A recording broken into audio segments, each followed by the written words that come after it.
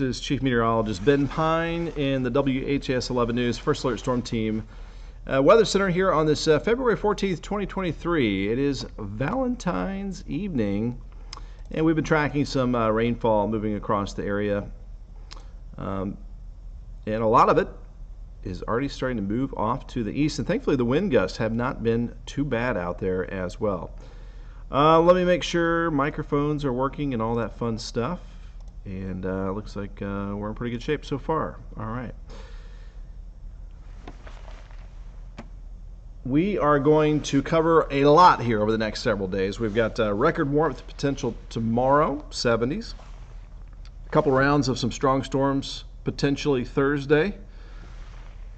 Maybe a few severe thunderstorms. Cold winds on Friday. We settle down through the weekend, then a little unsettled early next week. So a fairly busy weather pattern to share with you here shortly. Thankfully, the wind gusts have not been as bad as expected. In fact, the wind advisory might get canceled early, thanks to the clouds kind of acting like a barrier, keeping the really strong winds up aloft and not allowing them to come to the ground. And the showers haven't been heavy enough to kind of act as a channel to get to the heavy winds to the ground either. All right, looks like we've got audio looking good. Video is on. We've got Susan Dixon. Happy Valentine's Day. Happy birthday to my son Brady as well today. Lori Cruz, thanks for watching. Jennifer Franklin, happy Valentine's to you. Beverly Hagist from Borden, thanks for tuning in here tonight. All right, so we'll go ahead and go full screen. We'll do a little tour of the radar as well.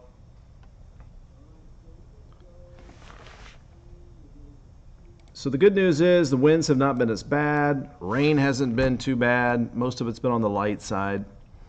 Let's go ahead and switch this over to our full screen mode. So this is the broad view area of low pressure. The center of this storm system is up to our northwest. You can kind of see that swirl in the radar, kind of like that. So that is your low pressure right there, and that's my wonderful artwork. Some snow well off to the northwest. We are going to get some, and then there's some snow way over the southwest. They're getting snow out towards Vegas and the Four Corners region. So a little unsettled over the continental United States. But we are going to be drying back out here over the next several hours. Let's go ahead and go back to our local radar. And again, we'll do a little tour. We'll stop it right now. Here's a look at some leftover light rain. It was just enough to allow me to use the windshield wipers here this evening. That's a little steadier for some areas off to the east still. There's some decent rain there in Greensburg, Columbia, Campbellsville, Lebanon, Springfield. Still fairly steady for you in Taylorsville, Shelbyville, Newcastle, Frankfort. But drying up over much of southern Indiana. Just a little light shower left there in Jackson County heading towards Seymour. Things are pretty dry west of Interstate 65. Let me see if I can bring up the total rainfall today, which is not going to be very significant. I'm looking over the, no, that's yesterday. Just a second. Bear with me and my blank screen right there.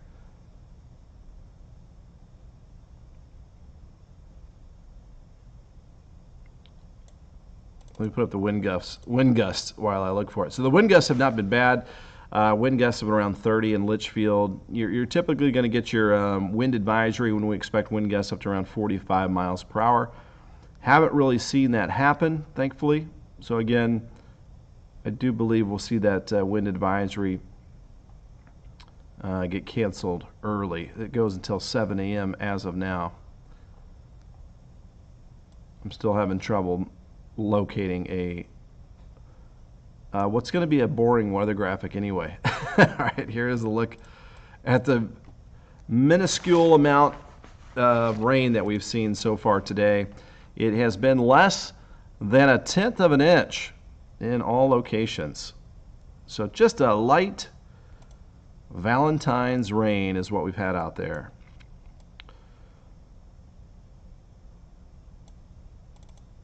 So here is a look at the wind advisory that's been canceled for areas out to the west. So Paducah, the National Weather Service market out there in Paducah, they've canceled their wind advisory. I expect, again, ours will be canceled early as well. All right, let's dig into what's most important, and that is going to be our future casts to plan ahead. That chance of some storms on Thursday, especially. We'll go ahead and go back to full screen mode here. So there you can see we're drying up overnight. Didn't get much rain anyway. Temperatures are not going to really go down. In fact, might go up a degree or two overnight. So we're talking upper 50s and lower 60s as we get started tomorrow morning. Very spring-like with well above normal temperatures. Let's go to around noon, 70, and then through the afternoon, 70s. And I think we'll overperform than what this weather model is showing, thanks to a southwest breeze at around 15 to 30 miles per hour. So it'll be breezy and warm tomorrow. Southwest breeze is typically our warmest, and we will usually, again, outperform, overachieve what the weather models say as far as temperatures with a southwest breeze. On the other hand, when you get a northeast breeze, typically our temperatures can be a little bit below what the weather models are printing out. So our forecast is 74 for tomorrow. That would tie the record high for tomorrow's date, which wasn't set long ago, 5 years ago in 2018. Okay, back full screen here. So Wednesday is all dry all the way through midnight. Then after midnight, let's say 2, 3 o'clock in the morning, notice that warm front to the south. It starts to lift to the north, and so some heavy downpours, maybe a little hail, isolated strong wind gusts. There might be a couple of severe thunderstorm warnings with this as it rolls through during the early morning hours on Thursday. So that would be around 1. Well, let's call it 3 a.m. to 7 a.m. right there. Round 1 is the warm front lifting through the area. Round 1, warm front, 3 to 7 a.m. Thursday. Watching that pretty closely. We get a break through much of the rest of the morning, and then notice right after lunchtime, we need to watch these areas in southern Indiana first with the actual cold front moving through. Notice our warm temperatures Thursday here as we go into the afternoon, as we make it into the upper 60s and lower 70s. It's going to be windy out there as well. So the afternoon storms I'm a little more concerned with, as the air will be more unstable, and by that I mean there's more fuel to get the storms to possibly become severe during the afternoon. I still think it's a low tornado threat, but we could have some damaging wind gusts with these clusters of storms that fire up in the afternoon. So that's 2 p.m. on our Thursday. Cold front moving through. It looks by around 4, 5 o'clock, the storms begin to weaken as that front is racing through. So I'm thinking about a 1 to 5 p.m. window we're watching here Thursday afternoon. So severe thunderstorms possible, perhaps some minor flooding, damaging wind gusts. Not a 0% chance of a tornado, but I think it's a low-end threat. We're not expecting a big outbreak of severe weather Thursday, but again, a couple of rounds of some strong to possibly some isolated severe storms. Something that we'll watch very closely, we'll have John Humphreys, our storm chaser, meteorologist Reed Yaden out chasing any storms that might try to go rogue and get strong out there. Our morning team will be watching this very closely. Meteorologist Colleen Peterson, Sam Gabrielli. Storm team meteorologist Alden German will be with me in the afternoon, along with Christina San Juan. All right, so that is our Thursday. Let's go beyond this. We've got the chillier air starting to drop in, so that puts us down around freezing Friday morning, and it's going to be windy here for Friday afternoon, and temperatures will only be in the upper 30s to around 40 degrees. So a real quick cold snap as we head into the weekend. So a variety of weather for us. Storm Prediction Center. They are a division of the National Weather Service, and their big job They're out of Norman, Oklahoma, is to look around the United States where severe weather might happen. And they have our area under level 2 out of 5. So again, not a major outbreak, but something to watch. The slight risk is pretty large, all the way from Lake Erie all the way down to the Gulf Coast. So this is the energy, that unstable air I was talking about, the storm fuel, the convective available potential energy. Much higher to our southwest here Wednesday night. So that's where the focus will be for strong to severe storms tomorrow and tomorrow night. And then during the overnight, we've got the warm front that'll bring in a little bit our direction. We went by a little too fast. So this is 3, 4 o'clock in the morning. Notice there's a little bit of reddish down around the Western Kentucky Parkway. Not a lot of unstable air, much higher to our southwest.